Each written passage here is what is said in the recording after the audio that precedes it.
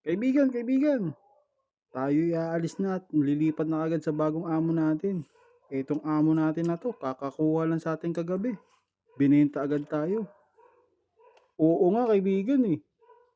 Hays, pero naka-jackpot yung bumili sa'tin ano. At least aalagaan niya tayo ng maayos. Ito kasing kumuha sa'tin, eh, buy and sell lang pala. Pero magaganda rin yung kanyang koleksyon ano. Pero yung mga agaya nating may edad na, wala siya, eh. Wala akong makita, eh. Oo nga kaibigan, eh.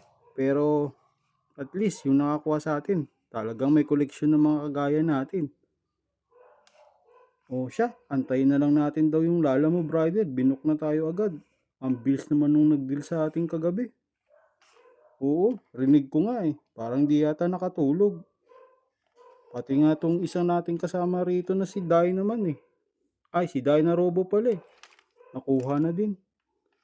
O paano, Godbars? Baka may kukuha din sa inyo mamaya. Iwanan na namin kayo. Flash King.